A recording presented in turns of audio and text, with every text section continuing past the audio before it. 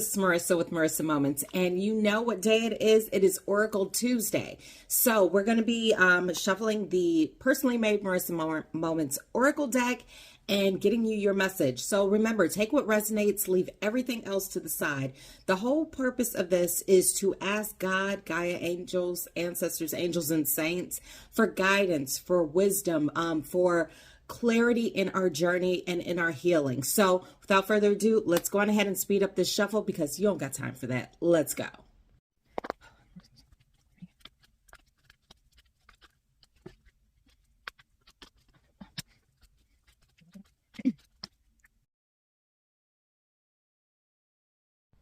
Okay, so in the new way of doing things, I'm just going to jump right into the cards and then we'll still list them out. So your circumstances do not have control over you. Okay, Spirit, listen. Okay, I had to pause for a second. I forgot to put my mic on. Anyway, your circumstances do not have control over you. What I receive from Spirit is that, okay, what I see is almost like a cyclone, right? Like there's a lot of ish going on around you. And the key word in that phrase is around you. Like there's drama happening. People are getting sick. All of these things, it's hard to make ends meet, all of these things. And what I'm receiving though, is that you are in a space of clarity. But because of your heart, the way that you tend to connect with other people's trials and tribulations, you can't even accept the fact that you are in a state of peace because you keep allowing yourself to be absorbed into other people's circumstances and just everything, right? And what I receive even further is because it's almost like I hear you say like, no, my life isn't perfect. I do have stuff going on. Well, yeah, everybody has things going on, but it's all about how you view it, right? If you choose to focus solely on what you receive to be the struggles, then that's all you're going to know, right? The struggle is real. We all know that.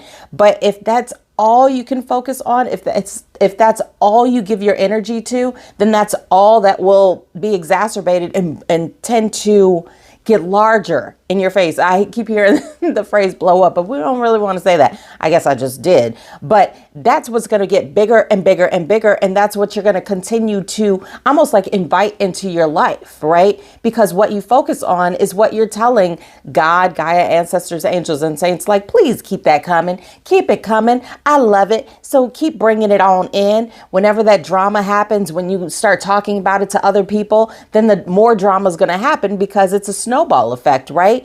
But your circumstances don't have to dictate where you're going. It might be where you are in this moment, but if you choose to, you can kind of flip things around is what I'm saying and start focusing on the things that you do want to call in. Start giving more energy to the projects that you do want to take off as opposed to the drama that just keeps coming into your life. And especially what I'm hearing is like those people that are surrounding you that tend to always have something bad to say, something negative to say, or guess what happened this time and all that type of stuff.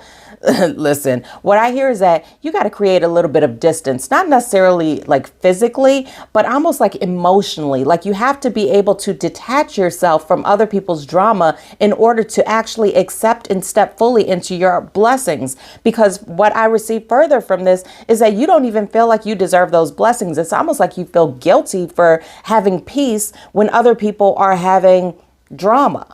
However, what Spirit is saying is that sometimes, not all the time, but sometimes that drama and that all of that negativity and that darkness and all of those things are being lured in and being pulled in by that individual. And it is also being served up as a lesson. So don't feel like you have to clear everybody's plate. You're not, you're not the dish lady person, being, or whatever. Maybe you are, but in terms of life's lessons, do not feel like you have to help other people avoid their own karma when they are the ones creating it.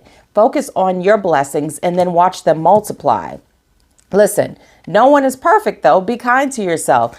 Of course, you do have that kind heart, like I said earlier. So you do have that tendency to want to save everybody, but don't save her. She don't want to be saved. Okay. If you know, right? But Every time you do that, it's almost like you start to like kick yourself, right? You're like, oh, I knew I shouldn't have done that. I knew I shouldn't have said that. And then you kind of go down that spiral in like that self-deprecating behavior and thoughts and words and all of those things. But Spirit is like, listen, take it easy, take it easy. You don't have to go so hard on yourself. Learn from it and move on. Don't put that as something additional to carry on your back in terms of, I failed again, I messed up again. No, you're not messing up. You're not failing. If you use those opportunities to learn, then you're actually growing and you are in fact ascending. You just are so hard on yourself, you refuse to see it or acknowledge it. Listen, stop allowing your wounds to guide your life. This actually came out in the reverse. So, Spirit, what you talking about, Spirit? Hold on one second. I got to pause, get the message. Okay, got it. That was like 2 seconds pause, but I didn't want to waste your time. Anyway, so stop allowing your wounds to guide your life. And this was in reverse. And the reason it's in reverse is because you letting other people's wounds guide your life. It's not even your wounds, right? It's not even your drama. Like I said, it's not even your situation and circumstance, but because you're such a highly sensitive, empathic person that doesn't want to see other people go through the struggle, which is a beautiful, beautiful thing and a beautiful way of being, but you're taking on other people's wounds and you're allowing it to dictate where you go from there. Well, I can't go there because so-and-so can't go there. Well, I can't go out to eat because so-and-so can't afford to go out to eat. Now, listen, we all have friends. We all have situations and circumstances where somebody can't pay, right? Or whatever the thing is, maybe they can't attend because they're busy, or maybe they have a lot of drama going on in their lives. Listen, I can't even get it out. Drama going on in their lives. So you feel like, well, I can't do something because all of this other stuff is going on. But what Spirit is trying to remind you again and again, that's not your bag, baby. That's not what is it? Not my monkeys, not my circus, right? Like, step away from it.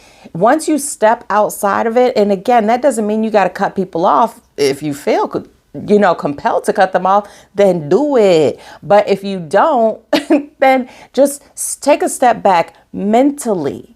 Allow yourself to see the larger picture, and then you will understand that it's not your drama. This is not your karma. You are picking up and carrying other people's karma and preventing yourself from actually enjoying life and enjoying your blessings and enjoying your opportunities because you feel like you are too guilty because you see other people suffering. Listen, God is saying, everyone has their own path.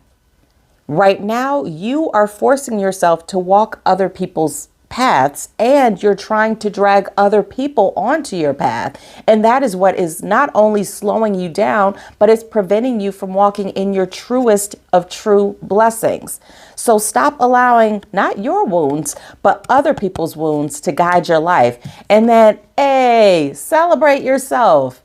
Celebrate yourself. It doesn't have to be something grandiose. You don't have to get a hall and cater an event or anything like that. I mean, if you got the ducats and you want to do it, then do it. Celebrate yourself. But at the end of the day, what Spirit is saying is like, celebrate even those small wins, those small perceivable wins where you do make that air quotes right decision, or you do switch up your habits that may have previously put you in a state of detriment or depression or anxiety or angst. Celebrate getting out of bed in the morning, right? For a lot of us, that's hard. Especially beds can be very comfy, cozy, right? So getting out of bed, getting something accomplished, doing something on your task list, start going back to school, applying for a new position, engaging with a new person and building a new friendship, right? Stepping away from other people's drama and wounds and stop allowing yourself to be guided by other people's mishaps, right?